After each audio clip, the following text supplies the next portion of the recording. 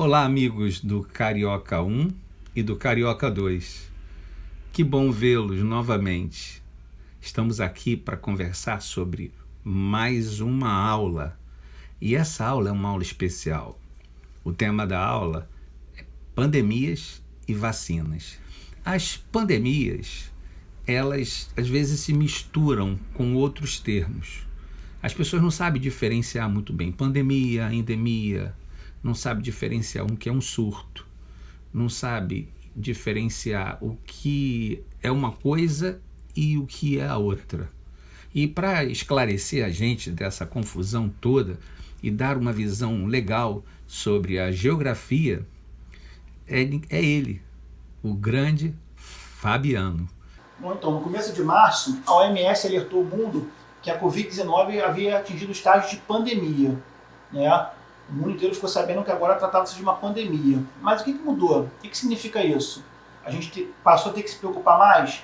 Que a gente já estava preocupado, né? A doença estava lá na China, o epicentro era a cidade de Wuhan, na China, mas a gente já estava preocupado, a gente sabia que podia chegar aqui. E aí a OMS fala que é uma pandemia. O que muda?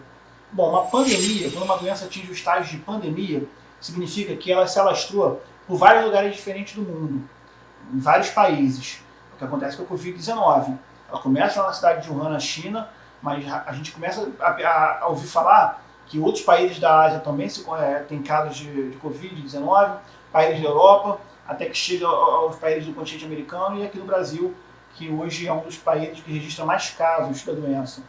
Então, pandemia é quando uma doença contagiosa atinge uma escala global. Ela vai se proliferar por muitas pessoas, né? Vai atingir um número muito grande de pessoas por vários lugares do mundo ou pelo mundo inteiro. Já uma epidemia, ela acontece em escala local, porque ela não se alastra por dimensões tão grandes, não vai atingir vários países, mas ela vai atingir localidades menores. Por exemplo, uma doença que ocorra em alguns bairros dentro de uma mesma cidade, ou em algumas cidades dentro do mesmo estado, né? Um surto de alguma doença a nível local, como por exemplo quando acontece um surto de dengue no estado do Rio de Janeiro. A gente começa a registrar os casos, o número de casos por cidade. No Rio de Janeiro teve tantos casos, Niterói tantos casos, Caxias tantos casos. Nessa situação, do surto de dengue que atinge o estado do Rio de Janeiro, isso é uma epidemia, escala local. Ela não vai se alastrar para o mundo inteiro, ok? Já endemia são doenças que ocorrem com frequência numa mesma região. A região é marcada pela ocorrência daquela doença em determinados momentos, como por exemplo acontece na floresta amazônica, a febre amarela. A febre amarela é uma doença que está sempre aparecendo, estão sempre acontecendo casos de febre amarela na região da floresta amazônica. Tanto que quando a gente vai viajar para aquela região, a gente precisa se imunizar, a gente é aconselhado a se vacinar antes de chegar lá. Ou seja, significa que é uma região em que a febre amarela ela acontece com certa frequência. Então é bom que você esteja prevenido, é bom que você esteja imunizado. Então é assim que a gente vai classificar.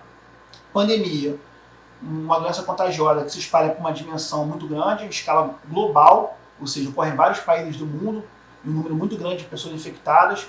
Epidemia, quando acontece em escala local, várias pessoas infectadas em bairros diferentes ou em cidades diferentes, mas nessa escala menor, essa escala local, não se prolifera pelo mundo inteiro. E a endemia é uma doença que ocorre de forma comum, que ocorre com certa frequência numa mesma localidade, como é o caso que eu citei da febre amarela na região norte do Brasil. Obrigado, Fabiano. Eu aprendi um monte de coisa. Muito bom. Gostei muito. As pandemias, elas criaram um impacto muito grande no mundo e modificaram o mundo, na verdade. As artes não ficaram indiferentes a tudo que acontecia no mundo, quer coisas boas, quer coisas ruins. As artes, elas se expressavam, os artistas se expressavam. As artes cênicas, plásticas, literárias, musicais, todas elas se manifestavam. O próprio cinema, ele se manifestou dizendo do sentimento que as pandemias traziam para o povo, para a população mundial, para falar sobre o impacto das artes na vida das pessoas, quando elas passaram pelas pandemias, nós convidamos uma fera, uma grande professora. Com vocês, professora Flávia. Oi, Léo. Bom, as artes sempre retrataram os momentos vividos pela sociedade, né? Sejam eles bons ou ruins. Principalmente as catástrofes. Nós vemos muitas obras de artes da época de guerras, epidemias, pandemias. Na época da peste negra, ou peste bubônica, chegou um momento em que haviam mais mortos do que pessoas aptas a enterrá-los. E a cultura medieval sofreu profundamente com toda essa atmosfera provocada pela peste. Várias pinturas dessa época mostram imagens da chamada dança da morte ou dança macabra, em que aparecem pessoas juntas dançando com esqueletos, né, que representavam o potencial destrutivo da morte pela peste bubônica. O quadro Cidadãos de Tournai, enterrando os mortos durante a peste negra, é uma obra bizantina que mostra caveiras e mostra o desespero das pessoas cavando covas para enterrar os seus mortos, né? E carregando caixões. Temos a Praga, que é do Arnold Böcklin, que representa a morte sobrevoando uma cidade medieval montada numa criatura alada e espalhando caos sobre a cidade. Essas são apenas duas das muitas obras, né, que representam o terror dessa época da peste negra. Na época da gripe espanhola não foi diferente. Nós temos o quadro A Família, do Egon Schiele, onde ele retrata a própria família na época do surto da gripe espanhola. Munch fez o autorretrato, onde ele se mostra de cabelos ralos, pele amarelada, retratando todos os efeitos da gripe espanhola. É certo que os efeitos das pandemias nas artes é muito impactante, como está acontecendo agora, né? Na época do coronavírus, em que museus, galerias, centros culturais, feiras, festivais foram todos cancelados. Mas, Léo, os artistas não estão de braços cruzados. Vários trabalhos que refletem a amplitude do coronavírus estão circulando aí pelas redes sociais. Por exemplo, o Luc Jerram é um escultor que vem ganhando destaque por conta de uma escultura do coronavírus feito em vidro. E ele disse que todo o dinheiro que ele vai ganhar com isso, ele vai doar para o Médicos Sem Fronteiras. Obrigado, Flávia. A Flávia falou para a gente disso, de como fez essa introdução da relação das artes com as pandemias.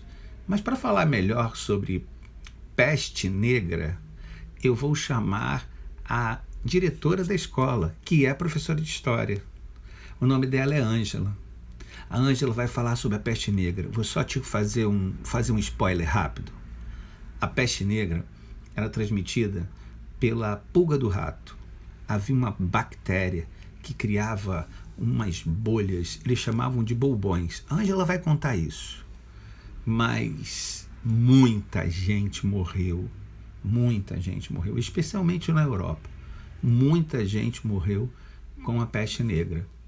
Eu estou curioso para saber sobre essa coisa de peste negra ou peste bubônica. Com vocês, a nossa querida Ângela. É contigo, Ângela. Olá, professor Léo, turma do Carioca 1 e 2. Um prazer estar falando com vocês, muito lisonjeada de ter recebido o convite. Vou falar para vocês um pouquinho sobre peste negra, tá? Mas antes de falar de peste negra, eu só vou dar uma contextualização de como é que era o mundo naquela época. Século XIV, a igreja com um domínio muito forte em cima das pessoas, as pessoas vivendo em feudos, né? Os feudos eram as cidades com muro, que as pessoas transitavam, né, de lá para cá, e a Igreja Católica com um controle muito grande, exigindo que as pessoas frequentassem a igreja regularmente, não podia se dizer ateu, ateu é aquela pessoa que não tem religião, e os cientistas não podiam contestar nenhum texto que a Igreja Católica publicasse na época. Nós vamos ter três grandes problemas no século XIV. A Grande Fome, a Peste Negra e a Guerra dos 100 Anos. Então, para começar a Grande Fome, houve um grande problema na agricultura, a colheita foi péssima, eles não tinham mercados, eles comiam o que plantavam e, tendo uma colheita ruim, a população passou muita fome e houve, assim, muitos morreram de fome. Quem sobreviveu à Grande Fome enfrentou a Peste Negra. Como é que essa Peste Negra chegou na Europa? Os mercadores vinham da China e da Índia, que era chamado Oriente, com mercadorias para a Europa. Essas mercadorias vinham em navios. E os navios, todo mundo que já viu filme de pirata e tudo sabe que os porões dos navios são infestados de ratos. E esses ratos que vinham do Oriente tinham pulgas. E essas pulgas é que tinham a bactéria que transmitia a doença. Tá? As pessoas nesse século XIV, eles viviam sem esgoto, sem água encanada, sem coleta de lixo, em condições muito precárias, tá? Não havia banheiro dentro das casas. O que eles faziam? As necessidades eram feitas em pinico, onde eles descartavam essas fezes que eles faziam no pinico, jogavam pela janela. E assim como jogavam lixo, qualquer tipo de lixo de dentro de casa, eles jogavam pela janela. Para completar, né, onde esse lixo ia dar? Porque não havia coleta de lixo.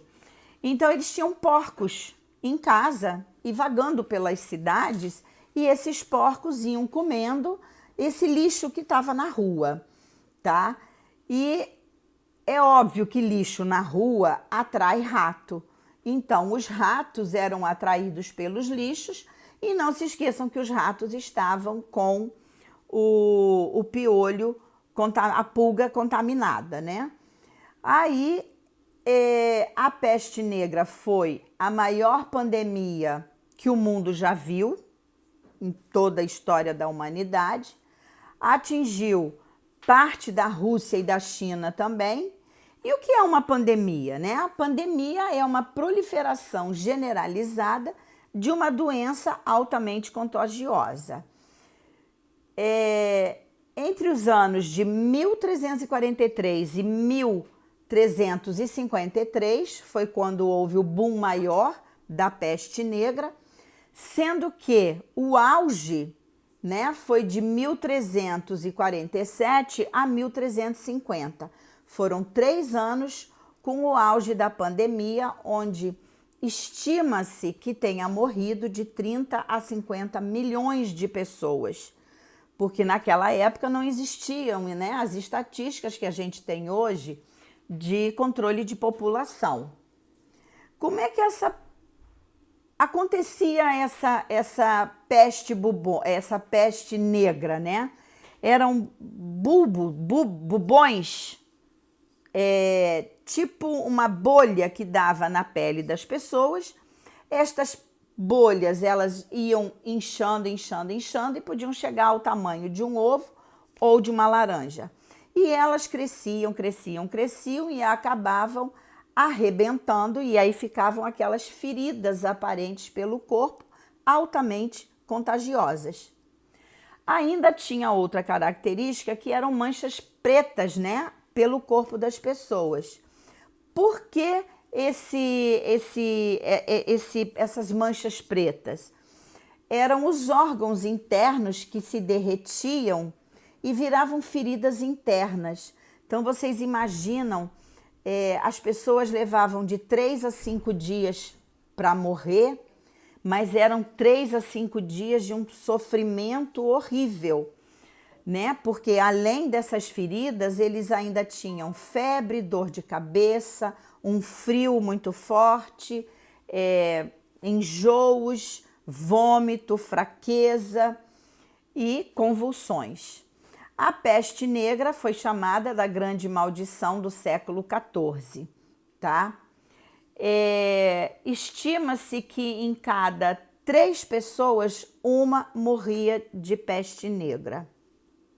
E a gente tem conhecimentos, né, que se dá numa cidade, em algumas cidades, né, metade da população morreu por conta da peste negra.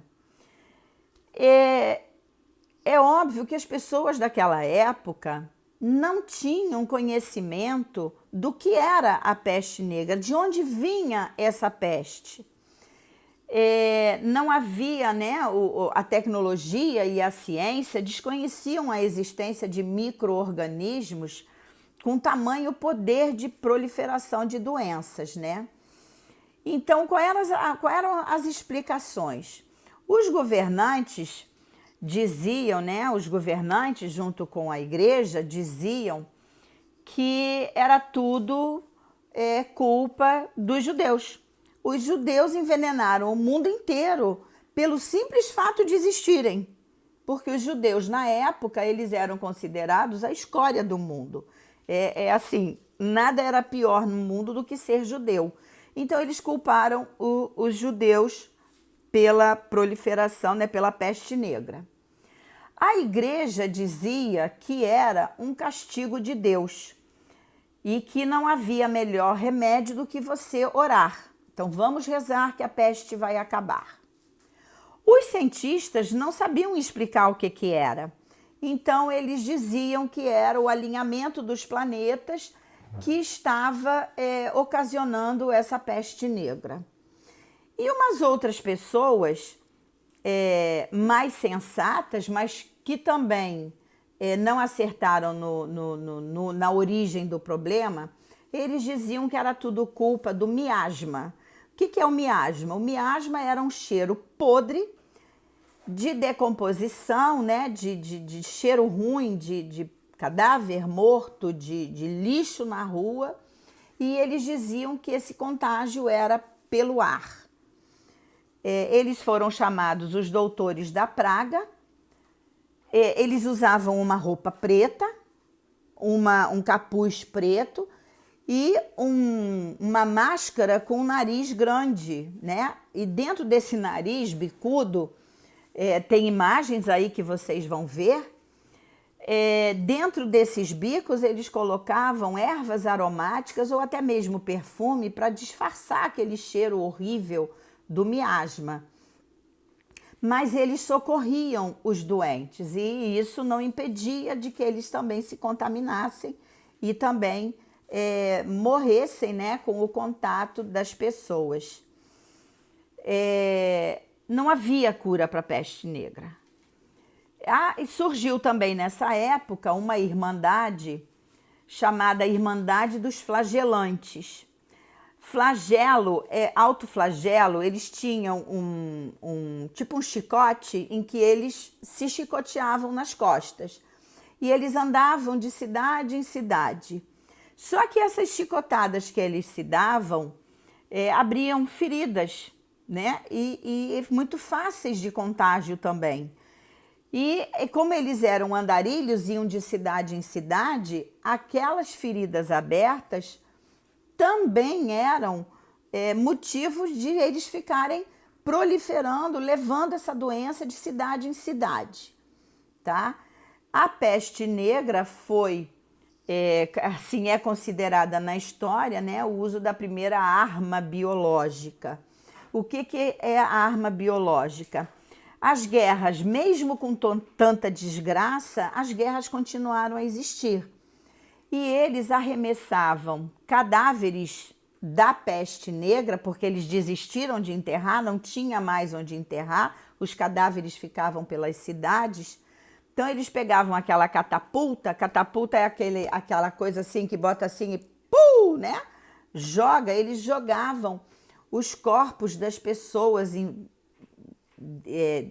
que estavam com a peste negra, né, já em decomposição, eles jogavam para dentro dos muros das cidades. E isso continuava a proliferação das doenças. O que conteve esse contágio? O que foi assim o mais eficaz? A quarentena. O que foi feito? Eu não disse para vocês que eram os feudos, né, as cidades muralhadas, eles simplesmente fecharam a entrada das pessoas para dentro das cidades.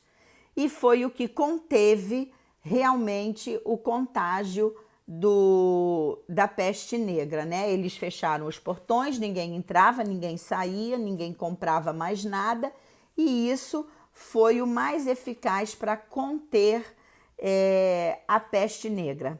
A peste negra não tinha cura, né? Ela foi regredindo com o passar dos tempos, mas cura ela não teve. E ela foi regredindo até que ela sumiu não sumiu, mas ela regrediu muito e o contágio, consequentemente, também, tá? A quarentena foi muito eficaz na contenção da doença, mas causou um problema muito sério, o preconceito. Porque se ninguém entrava para trazer as doenças,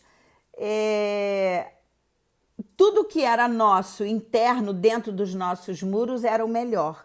E com isso surgiu, o racismo e a xenofobia, que são problemas que persistem até hoje. Obrigado, Ângela. Muito bom a Ângela ter lançado esse olhar histórico sobre as pestes, especialmente sobre a peste negra. Mas tem mais gente para falar, mas não vai caber tudo numa aula só, né? Nós temos esse assunto para dividir em 4 aulas e eu espero você para a próxima aula. Até lá!